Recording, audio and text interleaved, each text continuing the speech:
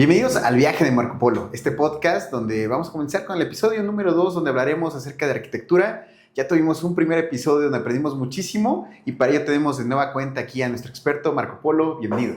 Muchas gracias, pues con todo gusto aquí para ver qué podemos ayudar, qué podemos resolver y a ver qué podemos hacer. Pues muchísimo, porque ya en el primer episodio nos resolviste muchas dudas que seguramente también van a poder prevenir a la gente de cometer muchos errores. Hablábamos en el último episodio acerca de qué tanto se carga un arquitecto de todo el proyecto, de qué tanto interviene también el cliente, ¿no? El dueño de la obra, el que va a invertir en estos sueños y en estos objetivos. Pero me gustaría mucho saber, y seguramente también a los que nos ven y nos escuchan, ¿qué tan modificable puede ser un presupuesto? Yo entiendo que de repente hay subidas, hay alza de tema de materiales y demás, sobre todo cuando viene un nuevo año, ¿no? Creo que ahí es cuando viene una modificación. Si hoy tú me dieras un presupuesto, ¿se modifica ese presupuesto? Bueno, originalmente no. ¿Y por qué lo digo de esta manera? Porque depende mucho del cliente. Lo que nosotros hacemos es nosotros integramos un presupuesto que se llama precio a precio unitario, ¿no? Y esto nos permite a nosotros tener conceptos con cantidades específicas de la construcción, con precios unitarios y el total, ¿no? O el subtotal, ¿no? Que es multiplicar la cantidad por el precio unitario y te da un total. Esos precios no cambian. O sea, estos de inicio a fin, se firma un contrato y te lo decimos, no cambia. Pero hay ciertas condiciones y esas condiciones son, si el cliente me dice, oye, ¿sabes qué, Arqui? Mira, habíamos pactado que en este piso íbamos a meter un porcelanato de 60 por 1.20, ¿no? Con un costo de material de 400 pesos por metro cuadrado aproximadamente. Ok, pero ¿qué crees? Que yo creo que vamos a meterle mármol, ¿no? Ching, pues el mármol te subió 200, 300, 400 pesos, ¿no? En ese punto, sí, subiría, por lógica razón, no tanto porque dependa de nosotros, sino porque el cliente decidió cambiar el material, entonces simplemente se hace ese cambio. Pero el contrato, si se mantiene la obra tal cual como se indica desde un principio, no cambia. O sea, de principio a fin es el costo que se te da y punto final. Fíjate que creo que esto le da como más certeza al cliente, ¿no? Al final, todos tenemos miedo. Otra vez, quejándome de mis experiencias pasadas, me decían a final de año, porque me tocó construir más o menos como de un septiembre a enero, okay. Y de repente me decían, oye, ¿sabes qué? Compra todo el material antes de que acabe el año, porque si no viene una alza de precios. Sí. Y entiendo que entonces de esta manera te da como mayor certeza, ¿no? Tienes esa tranquilidad. Sí, ahí lo que nosotros hacemos es buscar estrategias. De hecho, hay como varios tipos de contratos que se pueden hacer, ¿no? A precio unitario, a precio alzado, administración, llave en mano, ¿no? Todo depende ahora sí que de lo que tú estés buscando, ¿no? También varían los precios de una con otra. A lo mejor eso lo podemos dejar para un tema posterior, pero lo que nosotros hacemos es buscar estrategias. También tenemos ya ciertos proveedores que ellos nos respetan costos, ¿no? Es decir, ellos nos dicen, no, mira, ¿sabes qué? Efectivamente, como tú le dices, iniciamos la obra en octubre, se va a finalizar en febrero o en marzo, ¿no? Ok, entonces va a haber una transición. Sí es verdad que al inicio de año hay un cambio en el costo de los materiales, ¿no? Es variable, pero no sé, en cuanto hasta ahorita se me fue el nombre, lo que aumenta, ¿no? Se me fue el nombre, lo que aumenta del costo de un año a otro, que ronda más o menos el 3.5%, ¿no? La inflación. Ajá. Así también hay una inflación en cuanto a los costos, ¿no? Todo esto lo influye. Pero lo que hacemos es buscamos una estrategia con proveedores que les decimos, mira, a lo mejor ya sea te pagamos todo lo que tú nos vas a proveer, o la garantía está contigo en que me vas a respetar los precios, ¿no? Y pues yo me voy a dirigir contigo y te voy a comprar todo mi material contigo, ¿no? No, sí, Arqui, sin problema, yo te respeto el precio y de esa forma yo garantizo al cliente que no van a tener un problema en el incremento del costo. Fíjate, también se vuelve una forma de hacerlo más económico, ¿no? Hablábamos acerca de la importancia del arquitecto desde la comodidad de que no te vas a encargar de nada, pero creo que también tiene otra serie de impacto. Entiendo que ya lo hablas, ¿no? Uno es, la inflación no te va a golpear en el tema de la adquisición de los materiales para la construcción, pero también sé que muchos que nos están escuchando y viendo se van a acordar de alguna vez que construyeron y por no comprar no contratar a un arquitecto, seguramente hicieron mal una barda, hicieron mal los cimientos, hicieron mal alguna columna. ¿Cuáles son los casos más comunes de errores y de cuestiones que después terminan acudiendo contigo para decirte, sabes que ya tengo esta construcción, pero está mal hecha, me equivoqué, creí que podía con los albañiles yo solito y ya me di cuenta que no? Híjole, es que los errores van desde el tema de cimentación, que es lo más crítico, hasta el tema de construcción de muros, ¿no? Que es donde vemos tantos desplomes, ¿no? Uno de los factores, fíjate, y donde más lo notamos es en el agrietamiento de los muros. Cuando tú ves una construcción que está toda agrietada en cuanto a los muros y demás, ahí seguramente hubo un detalle estructural. Hay de grietas a grietas, ¿no? Hay grietas que sí son estructurales y eso sí es un peligro, como hay grietitas del acabado, ¿no? Que pasa un año y ves algunas grietitas en el acabado, muchas veces eso sí es normal. ¿Por qué? Porque pues, la construcción tiene ciertos movimientos, ¿no? Y se dan esas grietitas. Pero cuando ya vemos grietas que sí son estructurales, pues ahí el detalle viene, pues sí, desde la cimentación, ¿no? Y ahí es un problema grave. Pero yo creo que uno de los problemas más comunes que se da en este mundo es la lectura de los planos, que no saben identificar, por ejemplo, en la estructura, ¿no? Viene especificada, mira, sabes que este castillo o esta columna viene armada con 6 varillas de media, por decir algo, ¿no? Con estribo de varilla de 3/4, o de media, o de 3/8, de lo que indique el cálculo, y se lo das al albañil. Y el albañil recibe los planos, lo analiza y te dice, oye, ¿sabes qué? Es que está muy sobrada, ¿no? ¿Para qué le metes varilla de 3/8? Es mucho, ¿no? Pues métele su estribo normal y listo, ¿no? Y esos son los errores más comunes, porque el dueño dice, pues él es el albañil, es el que sabe. No creo que haya ningún problema, pero ahí hay un pequeño detalle, ¿no? O sea, simplemente hablando de ese tema en específico, una columna es un elemento que va solo, ¿no? Solo es un elemento solo, que no está confinado por muros. Y todos los elementos que van solos son estructurales, son las columnas. Los anillos a fuerza tienen que ir en varilla de 3/8, ¿no? Digo, el cálculo te dice qué tipo de varilla, pero normalmente lleva la varilla de 3/8. Y ahí es donde entran los errores estructurales, ¿no? Y si hablamos de esto, hablamos de las traves, hablamos de cadenas. Muchas veces, y eso me toca muy seguido, que los albañiles desconocen el tema de las traves de liga, que son estas traves que van a ligar dos estructuras por la parte inferior de la construcción, ¿no? Que es entre zapata y zapata, hablando de una cimentación de zapata aislada. Son estos elementos que ligan. Los albañiles normalmente dicen, pues ¿eso para qué? ¿No? Eso no tiene caso. Pero no es verdad, es totalmente necesario. Es como una silla, no nada más está la parte de arriba, ¿no? De las patitas, sino está la parte de arriba y está ligado también abajo. Entonces, yo creo que es uno de los errores más comunes que se llegan a dar ahí en la construcción. Y por ejemplo, cuando llegan contigo, hablabas de lo más grave, ¿no? Puede ser la cimentación. Uh-huh. ¿Qué pasa con un tema como este que tú dices es lo más grave? Ya está construida toda la casa. Ya está te das cuenta que se está gritando. Hay mala cimentación. ¿Qué es lo que procede en ese caso? Pues lo primero que se tiene que hacer es un análisis de lo que está pasando. Si realmente hay, digamos, como de grados de errores o grado de afectación en la construcción, ¿no? Si de plano es una construcción que pues que se está abriendo, se está viniendo, no te voy a decir que ya se está derrumbando, pero que sí tiene un riesgo, sí se tiene que hacer una intervención estructural. Y te voy a platicar qué nos pasó en una ocasión en la ciudad de Querétaro. Nos llamaron para una construcción, una casa que habían hecho, estaba la casa original, y habían hecho como una modificación, una ampliación en planta alta.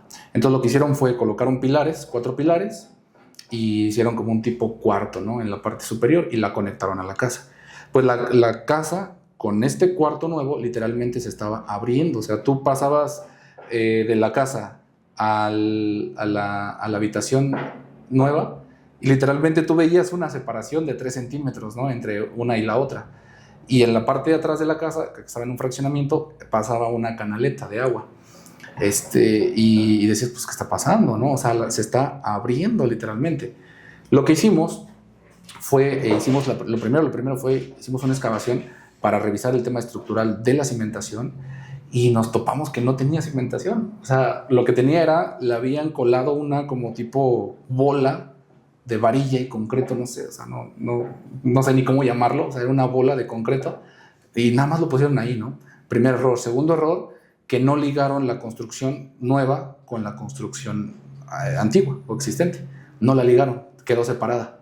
Entonces la grieta, aunque hubiera tenido buena cimentación, la grieta aún así se iba a notar, ¿no? Pero el tema más importante y más grave era la cimentación. Entonces, ¿qué hicimos? Tuvimos que apuntalar una parte y reforzamos, o bueno, no reforzamos, sino construimos la cimentación. Y posteriormente, literalmente, tuvimos que rebanar toda la construcción nueva. O sea, hicimos como si fuera un pan, ¿no? Hicimos un corte en donde estaba la grieta de abajo, columnas y losa, y construimos un cinturón como una cadena, con cadenas, castillos, cadena superior, y ahora sí la ligamos a la construcción antigua, ¿no? Quedaron ligadas. Entonces quedó con la cimentación bien diseñada, bien trabajada y ligada. Y la casa al día de hoy está intacta, o sea, quedó bien, ¿no? No, suena un tema muy trágico, ¿no? En realidad, imagino todo el trabajo y también todo el desgaste, sobre todo emocional para el dueño, ¿no? De decir, bueno, no tomar las precauciones adecuadas nos llevó a tener que hacer modificaciones mucho mayores. ¿Cuáles son las señales entonces que debería tener una persona que ya compró una casa, que ya construyó y que puede ser en riesgo? Porque, a ver, entiendo que el arquitecto puede ser preventivo, que es lo más óptimo, pero en el caso de que no lo haya hecho preventivo a alguien, ¿cuáles son las señales de riesgo que tendría que decir, tengo que hablarle a un arquitecto? Yo creo que si tienes una casa que ya lleva 5 años construida o más y sigues viendo grietas en tus paredes y demás, ya es un indicador de que algo está pasando en la casa. ¿Grietas nuevas? Grietas nuevas, sí, grietas nuevas. Sí, no, si pasó 1 o 2 años, pues casi te aseguro que pueden llegar a ser normales, ¿no? Pero ya pasando un cierto tiempo, la casa ya sentó, ya no tiene tanto movimiento. Entonces ahí, si empiezas a ver grietas nuevas, está pasando algo. Lo de menos es encontrar grietitas del acabado, ¿no? Vuelvo a lo mismo. Pero ya cuando veamos una grieta en una columna, ahí sí ya es preocupante. Ese sí es un punto crítico, ¿no? Una grieta en un elemento estructural, eso es un daño estructural directamente y literalmente, pues, hay que hacer algo, ¿no? O sea, ahí sí habría que hablar a alguien, o sea, se puede venir abajo digo, estoy siendo muy grave, ¿no? Pero creo que esto nos puede dar como una perspectiva. Si hay algo en una parte estructural como las columnas, ahí sí hay riesgo de colapso. Puede haber un riesgo de colapso, quizá no precisamente como se cayó todo, ¿no? Pero ya empezamos a ver detalles de que se colgó la losa. Es un mundo, o sea, tanto puede haber construcciones que sí tienen un riesgo de colapso, como construcciones que a lo mejor no va a colapsar directamente, pero que pues va a tener ya ciertas afectaciones, ¿no? Como en ventanas, en los mismos muros, en el acabado, y algo que se da mucho en México es que pues sí le cabe otro piso, ¿no? De pronto le van a subir otro piso y eso se viene abajo, ¿no? Casos como el que te comento en Querétaro, sí había un riesgo, o sea, realmente esta construcción pasaban 3 años más, se iba de lado, porque literalmente se estaba abriendo. Entonces, sí hay que analizar cada caso, pero suelen ser casos muy particulares, ¿no? Y hay que revisar eso. Fíjate qué importante y trascendente el tema de un arquitecto cuando algunos no contemplan el valor real, ¿no? Hablando acerca de, ya lo decíamos, desde el tema preventivo hasta el tema ya de catástrofe, de que me equivoqué en una construcción, y acudir creo que da toda la viabilidad de poder estar con un arquitecto. Hablando ya de cosas más optimistas, ¿no? Sí, claro. No tan catastróficas. Sí. Todos tienen el sueño de hacer una casa. Sí. O sea, insisto, esto es quizá una de las cosas que más deseamos todos, sobre todo cuando ya tenemos familia, que es como el tema de tener tu espacio, tener un lugar que es tuyo, se vuelve muy importante. Hoy día también la capacidad económica no es tan amplia, ¿no? Hay quienes tienen la fortuna de que les va increíblemente bien, hay otros que batallan un poquito. ¿Cuál sería un espacio, un terreno viable para poder construir? Ahora me parece como muy estándar el tema de los 100 y algo, ¿no? 105, 110, 115 metros cuadrados, pero ¿cuál sería un espacio viable ¿Hay un espacio mínimo que tú creas que puede ser funcional? ¿Cómo queda ahí la parte estructural? Híjole, pues, como tal espacio mínimo, te podría decir, mínimo óptimo, unos 105 metros cuadrados, ¿no? Pero la verdad es que hay proyectos bien interesantes que literalmente los han hecho en una tripita de 4 metros de frente, ¿no? Y arquitectos famosos, ¿no? Que han hecho casas o construcciones en este espacio y queda pues lo mejor posible, ¿no? Pero algo importante, y digo, en general, ¿no? Que se tiene que revisar es cuáles son tus necesidades, cuánto quieres construir, qué espacios necesitas y sacar un porcentaje de área libre, que es lo que normalmente el reglamento de construcción pide. Y no solo que pide, ¿no? Sino que sí es bueno, tanto en el tema ambiental y como salud del usuario, va a ser muy bueno, dejar un área libre. Normalmente este porcentaje va en el 30% del terreno. Es decir, si tú tienes un terreno de 100 metros cuadrados, pues tú sabes que 30 metros cuadrados los vas a dejar libres sin construcción. Entonces tu construcción va a quedar en 70 metros cuadrados, ¿no? Y y entonces vienes a analizar qué me cabe en 70 metros cuadrados. Pues me cabe, no sé, 2 habitaciones chiquitas, ¿no? Una sala, cocina, comedor, algo muy básico, o una habitación, no lo sé, se analiza, ¿no? Y ahora sí dices, pues con este terreno me da, o no me da. Ok, ¿y qué pasa con los presupuestos? Justo mencionabas, hay terrenos muy pequeñitos, estas tripitas, que sí también hemos visto por ahí en redes sociales, lugares que parecen un cuento de hadas, ¿no? De repente son lugares muy mágicos, incluso donde hay árboles dentro y demás. Pero, ¿qué pasa con los presupuestos? ¿Cuál sería un presupuesto mínimo viable para poder hacer una casa? Porque entiendo que para muchos es como, se necesitan millones, ¿no? Pero ¿cuál sería un presupuesto que tú dirías, con esto puedes construir una casa bien hecha, bien estructurada, en un terreno que sea viable? Viable. Imagínate para una familia, un matrimonio con un hijo y un perro, ¿no? No sé. Okay. Ya te puse el reto. Sí, está bueno el reto, está bueno. Híjole, pues seguramente, o sea, lo primero es analizar como la superficie, pero si hablamos de algo muy, muy, digamos, como óptimo bien, yo sí le pondría al menos unos 700,000 pesos, al menos, para una casa pequeña, a lo mejor optimizada, ¿no? Con los espacios optimizados. De pronto es difícil hablar de un precio en específico, porque no es lo mismo hablar de un precio en el estado de Hidalgo que en una construcción en Monterrey, ¿no? Ahí los precios, o sea, 700,000 pesos a lo mejor te alcanza para media casa, no menos, ¿no? Entonces es un poquito difícil hablar de esta parte porque depende mucho de la zona, la verdad. Pero lo que hay que analizar es el precio mínimo por metro cuadrado. Hay una parte que se llama, un sistema que se llama costos paramétricos, que te dicta como el precio más bajo dentro de la rama de la construcción, ¿no? Está el precio nivel social, ¿no? Social, o tiene otro nombre. Bueno, vamos a dejarlo así como nivel social o popular, medio alto, alto, residencial plus, y pues ya, no sé, hasta donde quieras, ¿no? Hasta donde te dé la imaginación. Ahí sería revisar cuál es en tu zona el costo por metro cuadrado más bajo que puede existir y literalmente multiplicarlo por los metros cuadrados que tú vas a construir y puedes tener un precio muy cercano, ¿no? Al menos aquí en la zona anda rondando entre los 7,000, 8,000 pesos el metro cuadrado de construcción. Como parte de arquitecto, ¿tú puedes recomendar qué tipo de estructura construir, qué tipo de casa? Voy a ser un poquito más específico. Hay lugares, zonas que tú ya lo decías, son semi-residencial, residencial y demás, pero también he visto construcciones de casas que son demasiado imponentes en lugares que me parece que no son tan adecuados, y pensando a futuro lo que pueda pasar con esa propiedad, creo que no se vuelve tan viable. ¿Desde ahí viene el asesoramiento? Sí, es lo que comúnmente en el mundo inmobiliario se llama un elefante blanco. Ahí lo que nosotros hacemos en la parte de arquitectura es identificar los elementos del entorno, ¿no?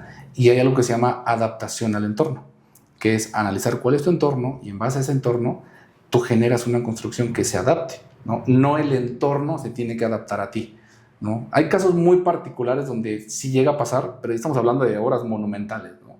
En el caso de una vivienda específicamente, la vivienda se adapta al entorno, por ejemplo, ¿no? En México estamos muy acostumbrados, o muy acostumbrados en el sentido de las redes sociales, ¿no? Que está muy de moda ver que hay este ventanal, ¿no? Me encantan los ventanales, quiero un ventanal de 2 metros por una doble altura enorme, ¿no?